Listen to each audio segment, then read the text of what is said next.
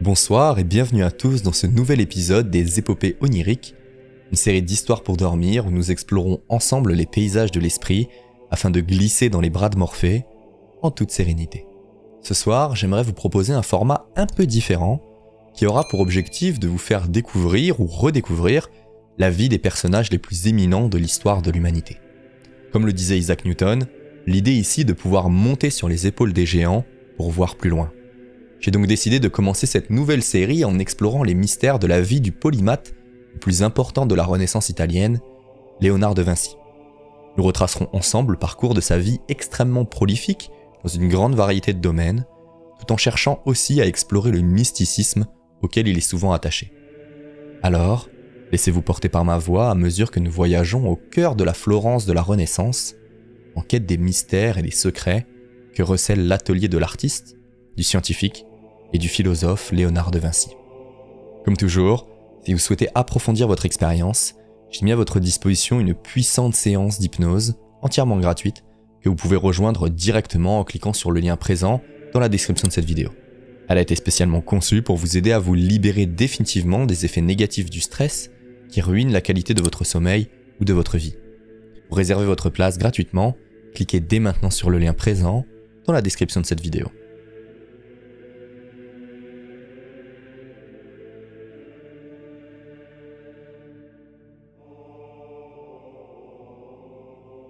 Avant de débuter notre voyage, prenez quelques instants pour vous allonger confortablement. Fermez les yeux et concentrez-vous sur le son de ma voix. Prenez une grande inspiration par le nez. Retenez-la quelques secondes. Et expirez longuement par la bouche.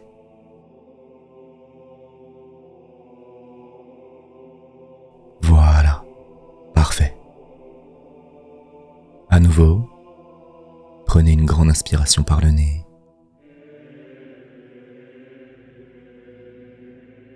Retenez-la quelques secondes.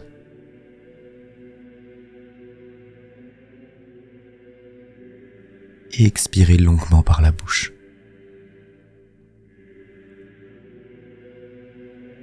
Super. Une dernière fois, prenez une grande inspiration par le nez.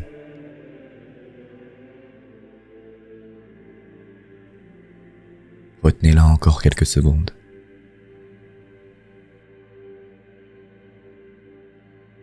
Et expirez longuement par la bouche.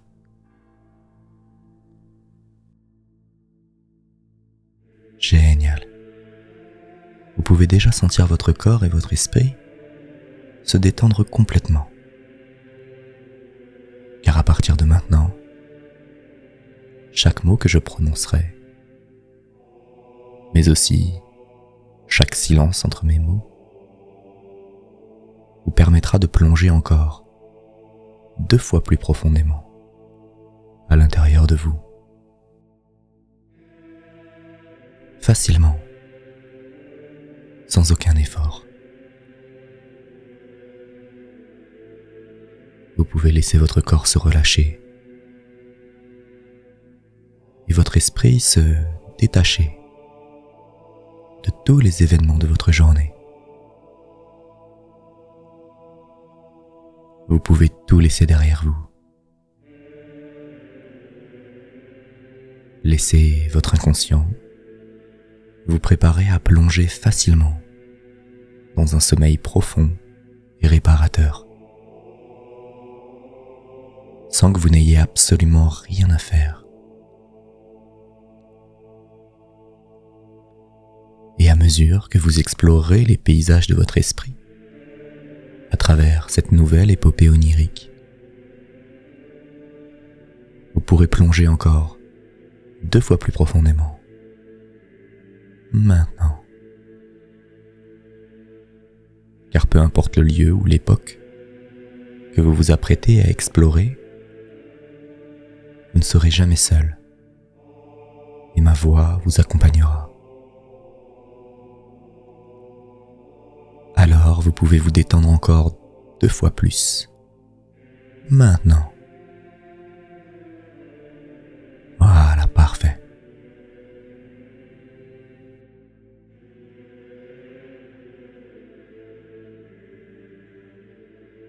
Il est désormais temps pour moi de vous laisser avec votre histoire du soir et de vous souhaiter un merveilleux voyage.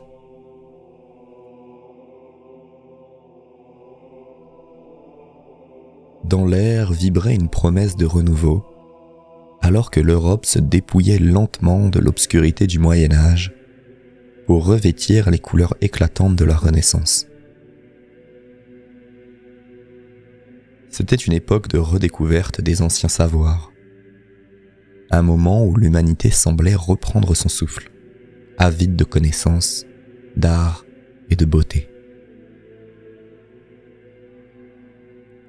Au cœur de cette effervescence, dans la riche toile de l'Italie, un esprit allait émerger pour capturer l'essence même de cette transformation. Léonard de Vinci. Né dans la petite ville de Vinci, dans la campagne toscane, Léonard n'était pas seulement un produit de son temps, mais un précurseur qui façonnerait l'avenir. Son esprit, insatiable de connaissances, ne connaissait pas de limites. Peintre, sculpteur, ingénieur, scientifique, inventeur et anatomiste, il incarnait l'idéal du polymathe. Cet être rare, dont la curiosité et le talent semblent embrasser toutes les sphères de l'humain et du divin. Imaginez un jeune garçon, déambulant dans les ruelles de Vinci, absorbé par le monde qui l'entoure, chaque détail de la nature étant une énigme à résoudre, chaque ombre projetée par la lumière du soleil, une leçon de peinture. L'Italie de Léonard était un creuset de rivalité politique, mais aussi un phare de créativité artistique. Les cités-États comme Florence et Milan étaient des centres d'innovation, où les mécènes comme les Médicis parrainaient des artistes et des savants. C'est dans ce contexte que Léonard, avec son esprit vif et curieux, commença à forger sa légende. Mais qu'est-ce qui pousse un homme à explorer tant de domaines avec une telle passion ? Peut-être était-ce la conviction que tout est connecté, que l'art ne peut être séparé de la science, ni la beauté de la vérité. Léonard voyait le monde non pas comme une collection d'éléments distincts, mais comme un tout harmonieux, une symphonie de savoir et de beauté. À travers ses yeux, nous commençons à percevoir le monde différemment. Un vol d'oiseau devient une leçon d'aérodynamique. L'écoulement de l'eau, une étude de la mécanique des fluides. Un sourire capturé sur toile, un mystère éternel. Chaque découverte, chaque œuvre d'art était une porte ouverte sur de nouveaux mondes. Une invitation à regarder au-delà de l'évidence, à chercher l'extraordinaire dans l'ordinaire.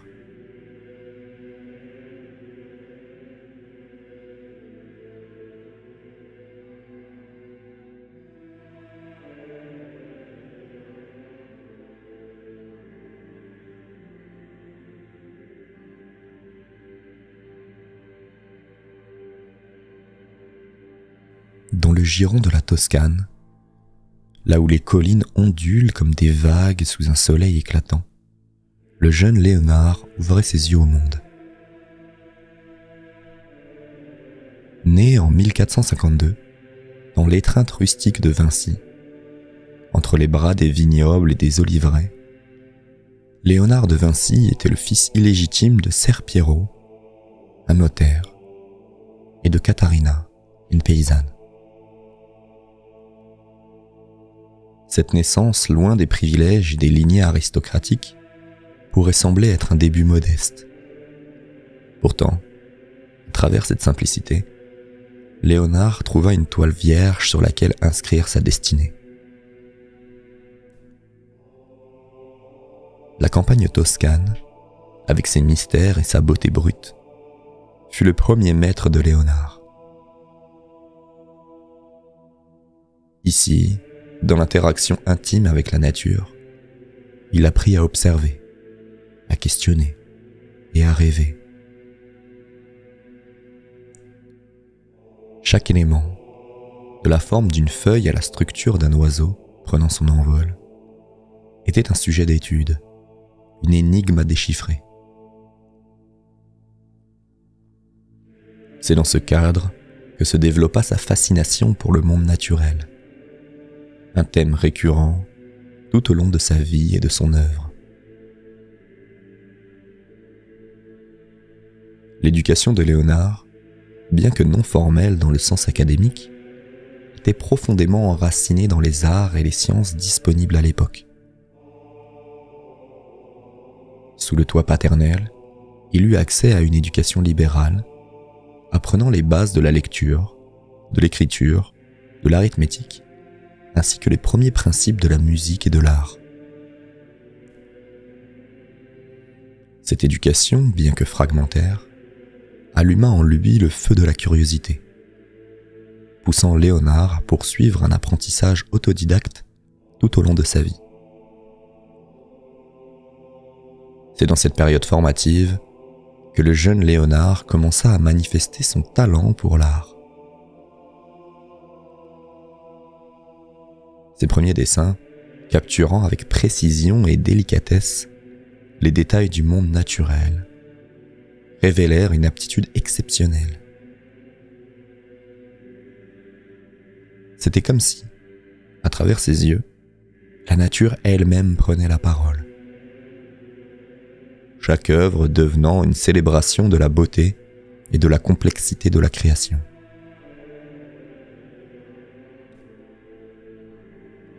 À l'âge de 14 ans, le destin de Léonard prit un tournant décisif lorsqu'il entra en apprentissage chez Andrea del Verrocchio, l'un des maîtres les plus renommés de Florence.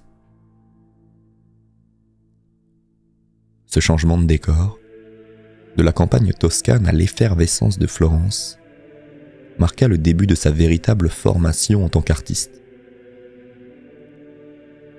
Sous la tutelle de Verrocchio, Léonard fut exposé à un large éventail de techniques et de disciplines, de la peinture et de la sculpture à la mécanique et à la métallurgie. C'était un monde où l'art et la science n'étaient pas des domaines séparés, mais des facettes d'une même pièce, reflétant la lumière de la connaissance sous différents angles. Cette période de sa vie fut cruciale, non seulement pour le développement de ses compétences artistiques, mais aussi pour l'éveil de son insatiable appétit pour la connaissance. Dans l'atelier de Verrocchio, entouré par d'autres apprentis, artisans et érudits, Léonard se trouva au cœur d'un vaste réseau d'idées et d'innovations. C'était un environnement stimulant, où chaque jour offrait de nouvelles possibilités d'apprendre et d'explorer. L'atelier de Verrocchio était un microcosme de la Renaissance elle-même, un lieu de convergence pour des talents de tous horizons. Ici, sculpteurs, peintres, orfèvres et ingénieurs partageaient leurs connaissances, leurs techniques et leurs visions. Pour un esprit assoiffé de compréhension comme celui de Léonard, cet environnement était un terrain de jeu intellectuel sans limite.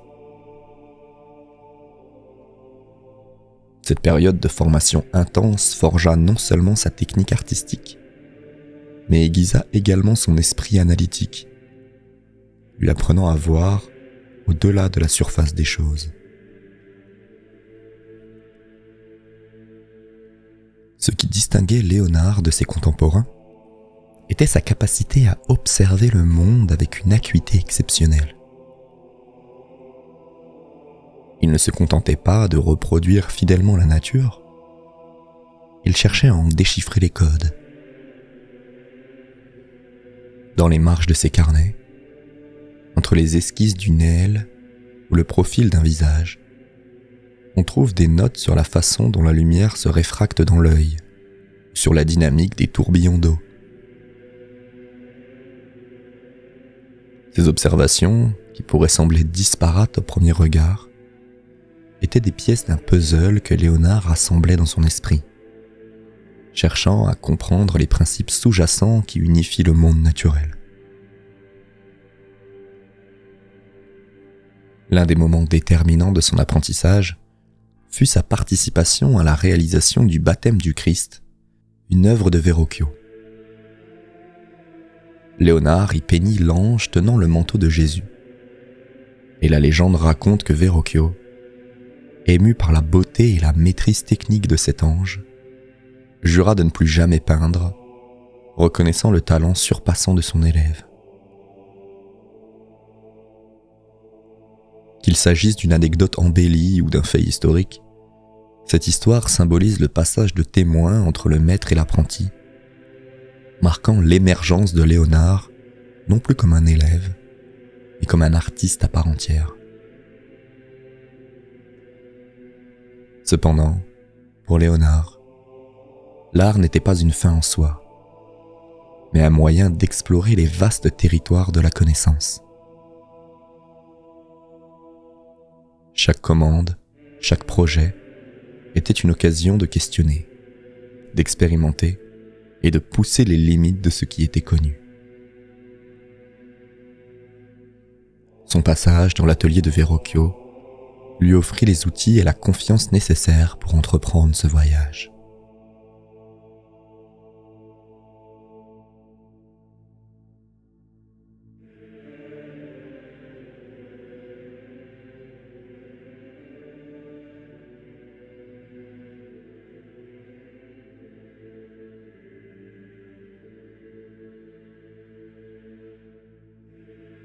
Comme une étoile qui perce la voûte nocturne, les œuvres de Léonard de Vinci illuminent l'histoire de l'art, chacune portant en elle un univers de mystère et d'innovation. Dans le silence de son atelier, entouré de l'odeur entêtante de l'huile et du parchemin, Léonard donnait vie à des visions qui transcendaient les limites de son époque. La Joconde, avec son sourire énigmatique, devient une fenêtre ouverte sur l'âme humaine. Un miroir de la complexité des émotions et des profondeurs insondables de l'esprit. Qui était cette femme au regard si captivant? Était-elle réelle ou simplement le fruit de l'imagination fertile de Léonard? La réponse semble s'évanouir avec le temps, laissant place à une multitude d'interprétations et de théories. La scène, peinte sur le mur d'un réfectoire à Milan, offre une représentation révolutionnaire de cet instant biblique, chargé d'émotions et de tensions dramatiques. Léonard rompt avec la tradition, choisissant de capturer l'instant précis où Jésus annonce qu'il a été trahi. Un choix qui dynamise la composition tout entière. Chaque disciple, unique dans sa réaction, compose une symphonie d'expressions humaines, tandis que la perspective et l'utilisation de la lumière divine attirent inexorablement le regard vers le Christ. Ici, l'art de Léonard devient une porte entre le divin et le terrestre. Une méditation sur la nature humaine et la transcendance. Mais le génie de Léonard ne se limitait pas à la toile. Ses carnets, un véritable labyrinthe de croquis, d'inventions et de réflexions, sont la preuve vivante de son esprit insatiable. Machines volantes, sous-marines, instruments de musique, études anatomiques d'une précision chirurgicale, chaque page est un testament de sa quête inlassable de compréhension. Ces dessins, souvent accompagnés de notes écrites à l'envers, nécessitant un miroir pour être déchiffrés, ajoutent une couche supplémentaire de mystère à son œuvre. Que cherchait-il à cacher, ou plutôt à préserver de la compréhension immédiate, sinon la clé d'un monde où tout reste à découvrir? Au-delà de l'artiste, c'était l'homme, Léonard, qui fascinait. Ses contemporains le décrivaient comme un homme d'une beauté remarquable, grand et fort, avec des yeux qui semblaient voir au-delà des apparences. Pourtant, malgré cette présence imposante, il restait enveloppé d'une aura de mystère, préférant la compagnie de ses pensées et de ses recherches à celle des cours royales et des salons de discussion. À travers ses chefs-d'œuvre, il nous invite à regarder le monde avec émerveillement, à questionner les apparences et à chercher au-delà des évidences. En lui, art et science se fondent en une quête éternelle de beauté et de vérité. Un voyage au cœur du mystère qui est au fond le véritable héritage de Léonard de Vinci.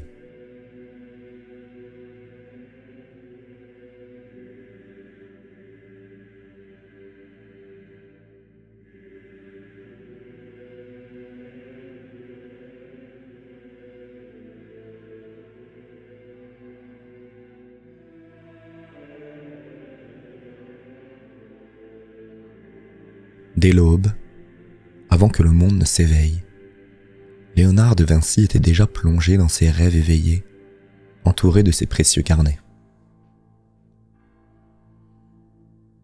Dans le silence de son atelier, sous la faible lueur d'une chandelle, les pages se tournaient, révélant des esquisses d'une réalité encore à naître. Les machines volantes aux ailes déployées, les dispositifs mécaniques d'une ingéniosité sans précédent, les études anatomiques d'une précision chirurgicale. Chaque dessin était une fenêtre ouverte sur l'esprit prodigieux de Léonard. C'était un homme qui vivait non pas dans le présent, mais dans un futur façonné par sa vision. Les carnets de Léonard, remplis de notes écrites à l'envers, était un mystère en soi pour ceux qui le découvriraient des siècles plus tard. Un témoignage de son incessante quête de connaissance. Il voyait le monde non pas tel qu'il était, mais tel qu'il pourrait être.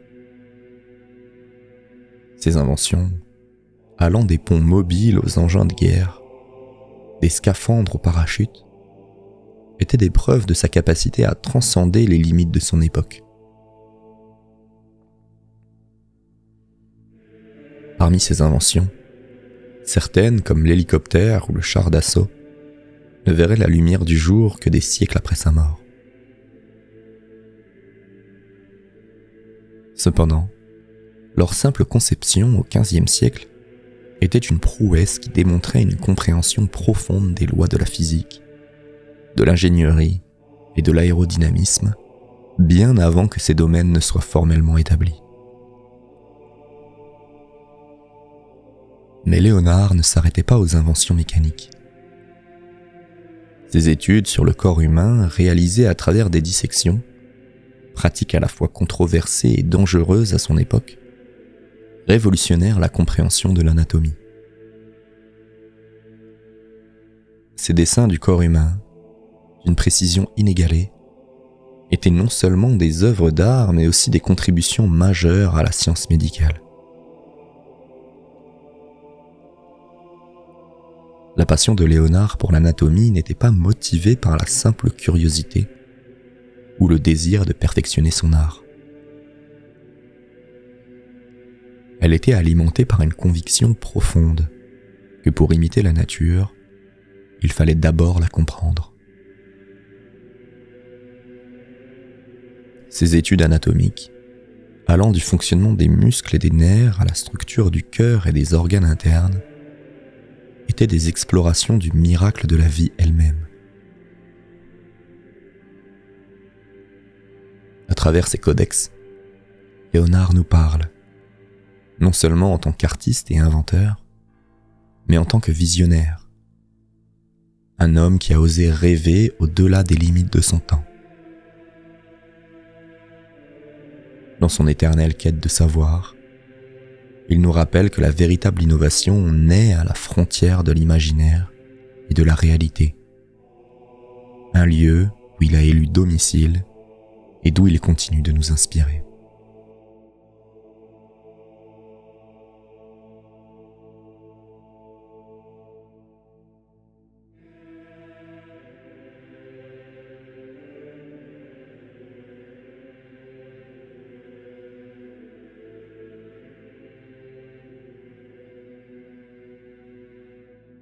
Dans les replis du temps, entre les pages jaunies par les siècles, se cache l'âme d'un homme dont le nom évoque le mystère autant que le génie.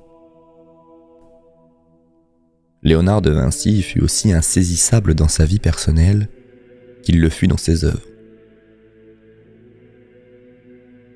Son existence, parsemée d'indices cryptiques, mais dépourvue de confessions intimes, suscite encore aujourd'hui autant de questions que d'admiration. Qui était vraiment cet homme qui, derrière son pinceau, son burin ou sa plume, explorait les profondeurs de l'humanité et de l'univers? Né dans l'obscurité relative d'une bâtisse campagnarde, Léonard choisit de ne laisser derrière lui aucune trace directe de ses pensées les plus intimes, hormis ce que ses carnets de notes et ses œuvres d'art pouvaient suggérer. Il était connu pour être un homme de compagnie agréable, doté d'une beauté, d'une éloquence et d'un charisme qui captivait ceux qu'il rencontrait. Pourtant, il gardait ses convictions et ses émotions bien cachées, comme les secrets profonds de ses tableaux.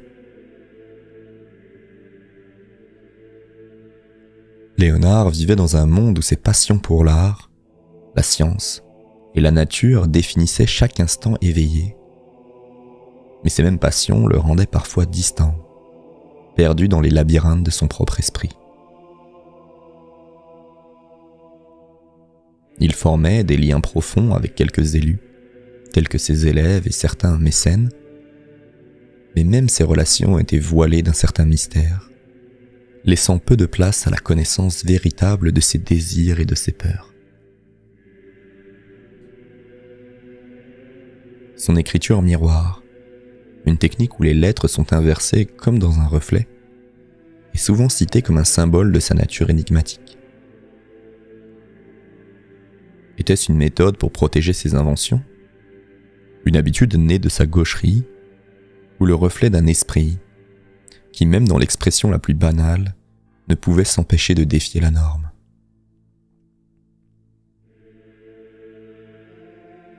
Parmi les spéculations et les théories, certaines suggèrent que ces œuvres contiennent des codes et des messages cachés, des clés pour comprendre non seulement ses inventions, mais aussi sa vision du monde et sa spiritualité. Le sourire de la Joconde, le Saint Jean-Baptiste, le Salvator Mundi. Chacun de ces tableaux est une énigme, une invitation à plonger plus profondément, non seulement dans son art, mais aussi dans l'âme de Léonard.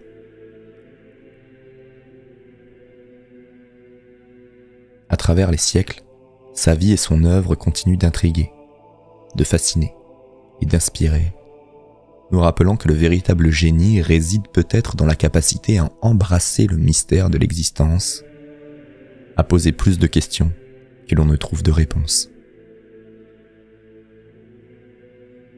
Nous sommes invités non seulement à admirer l'œuvre de Léonard, mais aussi à contempler le silence entre les lignes, là où réside l'essence même de son mystère. Qui était Léonard de Vinci? La question demeure, écho persistant à travers les âges, un murmure parmi les ombres de l'histoire, aussi insaisissable que l'homme lui-même.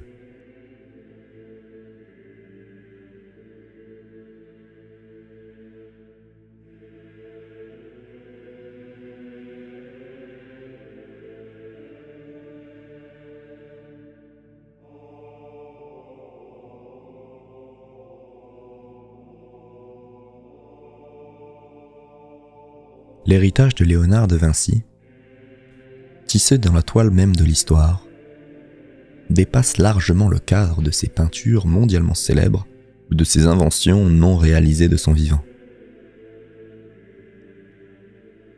Il réside dans l'essence même de sa quête inlassable de connaissances, dans son refus d'accepter les limites de son époque et dans sa vision profondément intégrée de l'art et de la science comme une seule et même quête vers la compréhension de l'univers. Les générations qui ont suivi ont hérité d'un trésor inestimable. Ces codex, remplis de dessins et de notes, qui continuent à dévoiler leurs secrets. Des scientifiques, des artistes, des ingénieurs, et des penseurs de toutes disciplines se penchent encore aujourd'hui sur ces pages, cherchant l'inspiration, la connaissance, ou simplement le plaisir de se connecter à l'esprit d'un homme qui a vécu il y a 5 siècles.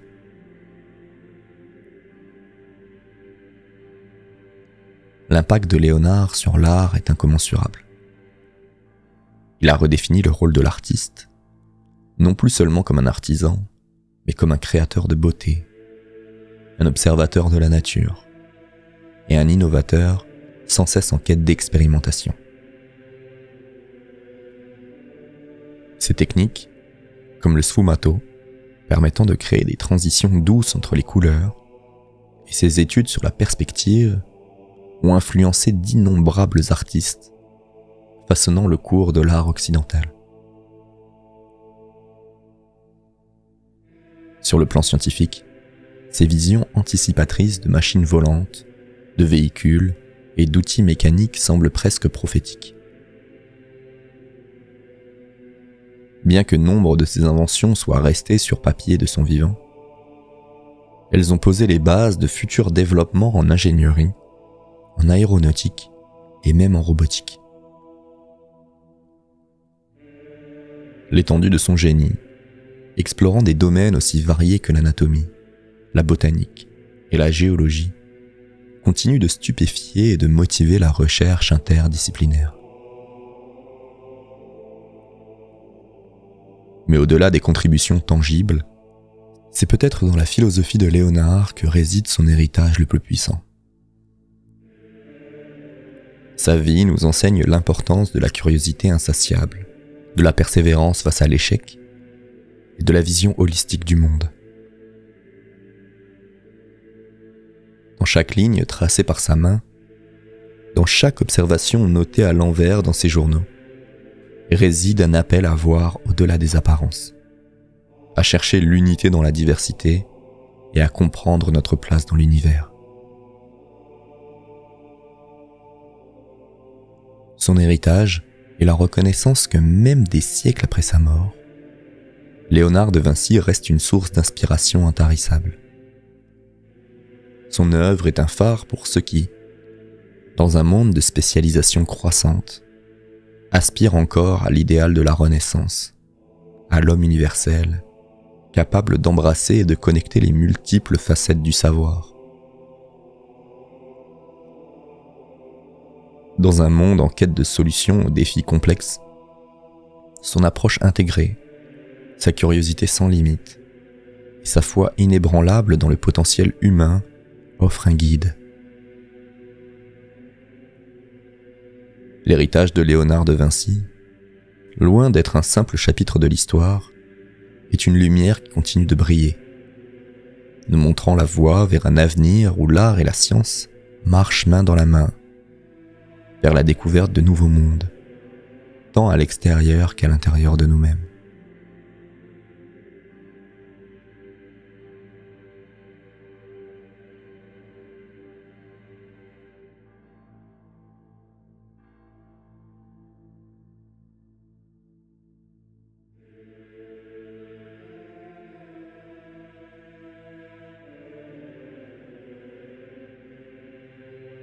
dans le silence de la contemplation, où les murmures du passé rencontrent les aspirations du futur, nous cherchons à comprendre l'essence de ce qui fait de Léonard un esprit si exceptionnel. N'était-ce pas sa capacité unique à voir le monde, non pas tel qu'il est, mais tel qu'il pourrait être ? À travers ses yeux, nous apprenons à observer non seulement la beauté, mais aussi les mystères cachés derrière chaque ombre, chaque ligne, chaque forme.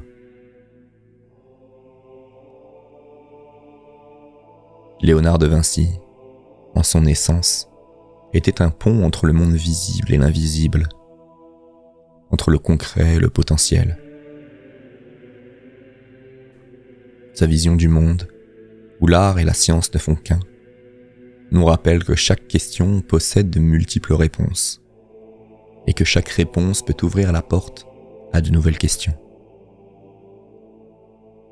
C'est cette quête inlassable de compréhension, ce désir ardent de repousser les frontières de la connaissance, qui fait de lui un phare pour l'humanité.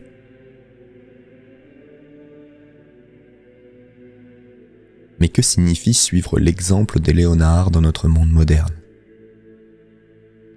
C'est peut-être vivre avec la conviction que la curiosité est la clé de la découverte, que l'imagination est le moteur de l'innovation, et que l'harmonie entre les disciplines peut nous mener à une compréhension plus profonde de nous-mêmes et de l'univers qui nous entoure. C'est croire en la possibilité de l'impossible et voir dans chaque défi une opportunité de croissance. Alors que nous refermons les pages de cette histoire, laissant derrière nous les récits de ses œuvres, de ses inventions et de ses rêves, une question demeure. Comment pouvons-nous, à notre tour, embrasser l'esprit de Léonard de Vinci dans notre quête personnelle ? Comment son héritage peut-il nous inspirer à regarder au-delà de l'horizon, à chercher l'unité dans la diversité et à poursuivre notre propre voie avec courage et passion ? Ce n'est pas dans les réponses que nous trouverons notre chemin, mais dans les questions que nous oserons poser. Léonard de Vinci, à travers les siècles, nous incite à lever les yeux vers les étoiles, non pas pour fuir la réalité, mais pour mieux la comprendre, pour mieux la transformer. Il nous rappelle que chaque fin n'est qu'un nouveau début, que chaque histoire conclue est l'aube d'une nouvelle aventure.